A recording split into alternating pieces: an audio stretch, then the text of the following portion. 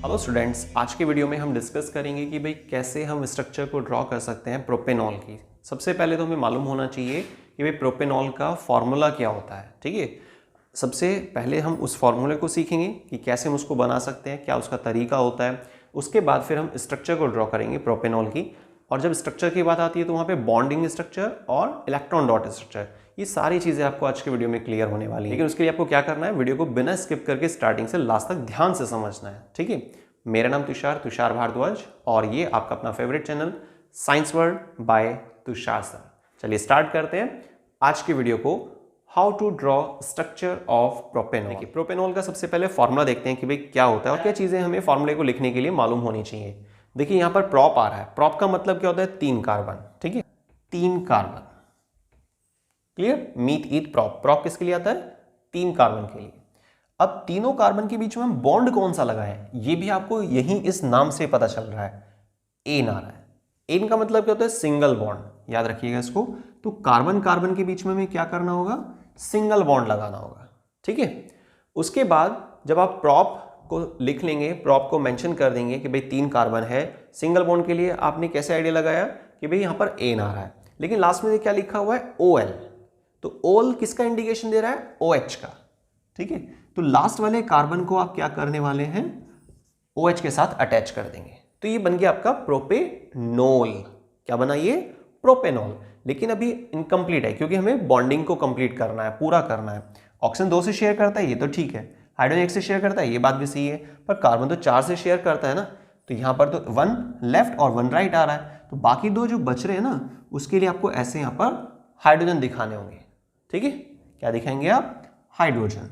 तो यहां पर H आ जाएगा और यहां भी H आएगा और यहां H, फिर इसी तरीके से आपको यहां भी H लगाना है। बॉन्डिंग चेक करते चलना कि भाई कार्बन 4 से जुड़ पा रहा है या नहीं जुड़ पा रहा है। ठीक है, और जो खाली जगह है वहां पर आपको इस तरीके से H लगाना है। अब आपको क्या करना है कि इस स्ट्रक्चर को ध्यान से देखना है और हर एक कार्बन के साथ कितने हाइड्रोजन जुड़े हैं उसको क्लोज करके यहां पर लिखना है। CH3 single bond, CH2 single bond, CH2 single bond, OH।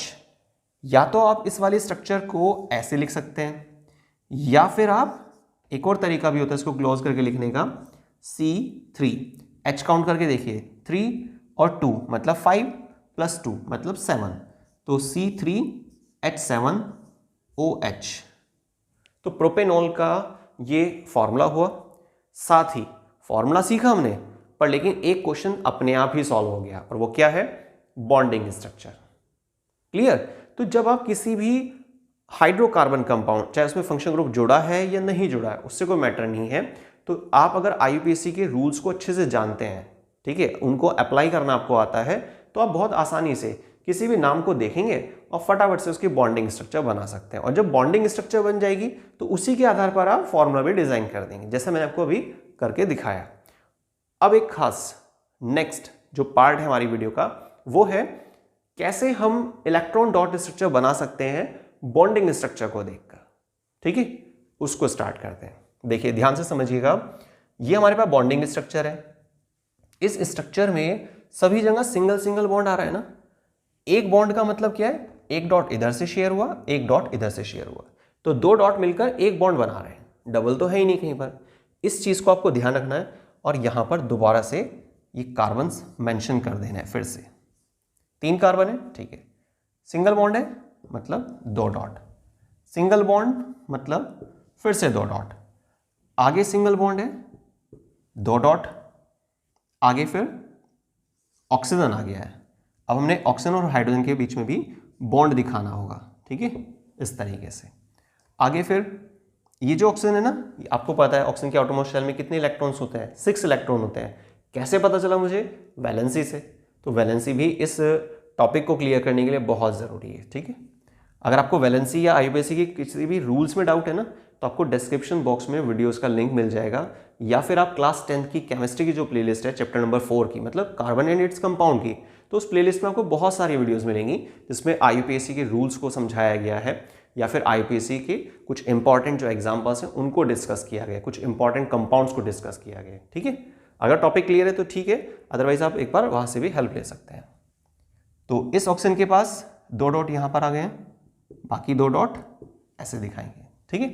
इस कार्बन के पास 2 डॉट तो है, लेकिन ऊपर की तरफ एक हाइड्रोजन है, ऐसे आप दिखा देना उसको, और ऐसे ही सेम नीचे की तरफ, सेम ऐसे ही काम आपको यहां भी करना है, ठीक है। लास्ट, ये जो हमारा कार्बन है इसमें तीनों साइड, क्योंकि एक साइड तो हम यूज कर चुके हैं इसकी, है ना, बाकी सब जगह पर आपको ऐसे हाइड्रोजन दिखाने हैं। ये डॉट स्ट्रक्चर कंप्लीट हो गई है। आप इतना भी रख सकते हैं, लेकिन ज़्यादा अच्छा रहेगा अगर आप इसमें सर्कल्स भी बना देते हैं ना, मतलब शेल्स के अकॉर्डिंग इसको दिखा देते हैं, तो उससे आपकी एक तरह से क्लियरिटी ज़्यादा हो जाएगी, हाँ, कि कार्बन कितने से शेयर कर रहा है, वो शेल के बेस पर और बहुत आसानी से क्लियर हो जाता है। ध्यान से देखिए कैसे, ये हाइड्रोजन इसके पास एक खुद का इलेक्ट्रॉन है, एक से शेयर कर रहा है, तो आपको इस तरीके से यहाँ पर सर्कल बना देना है। तो पहले हाइड्रोजन के सर्कल पूरे कर लेते हैं। इस हाइड्रोजन के लिए यहाँ पर आएगा, कि यहाँ पर सेम ऐसे यहाँ सर्कल कंप्लीट करना है, नीचे भी आप इसी तरह से दिखाएंगे, मतलब जितने भी हाइड्रोजन आपने लगाए हैं ना यहाँ पर इस स्ट्रक्चर के अंदर, तो उन सभी को आपको ऐसे दिखाना होगा। तो हाइड्रोजन की बात खत्म हो गई है, अब ऑक्सीजन को ले लेते हैं।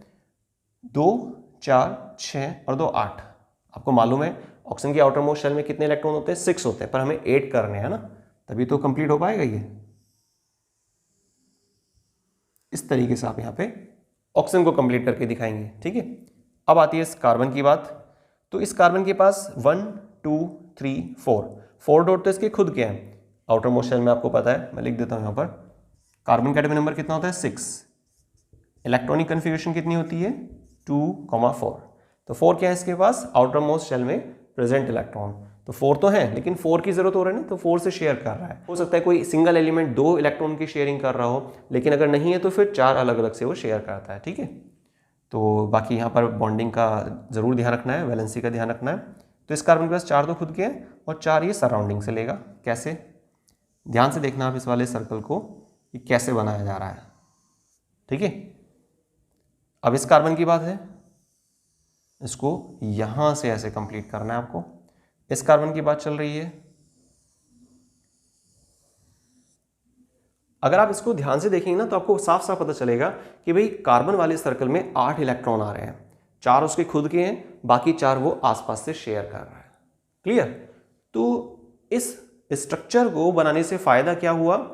हमने फॉर्मूला भी समझ लिया, साथ ही इलेक्ट्रॉन डॉट स्ट्रक्चर वो भी हमें क्लियर हो गई। तो आई थिंक आपको जो प्रोपेनॉल की स्ट्रक्चर है, उसका जो फॉर्मूला है, उसकी बॉन्डिंग स्ट्रक्चर, डॉट स्ट्रक्चर, ये सारी चीज़ क्लियर हो गई होंगी। और अगर आपको सच में प्रोपेनॉल का टॉपिक क्लियर हो गया है, तो आप कमेंट करके ज़रूर बताइए, फीडबैक ज़रूर दीजिएगा कि क्या आपको प्रोपेनॉल में अभी भी डाउट है या नहीं। और अगर आपको टॉपिक सच में क्लियर हो गया है, तो प्लीज़ वीडियो को मैक्सिमम शेयर कीजिए, और जिससे कि आपके फ्रेंड्स को भी इस टॉपिक के बारे में क्लियरिटी हो सके। तो आज की वीडियो में बस इतना ही। मिलते हैं नेक्स्ट वीडियो में साइंस के एक और नए टॉपिक के साथ। वीडियो को स्टार्टिंग से लास्ट तक देखने के लिए बहुत बहुत धन्यवाद। जुड़े रहिए science world by Tushar sir channel के साथ। थैंक्स।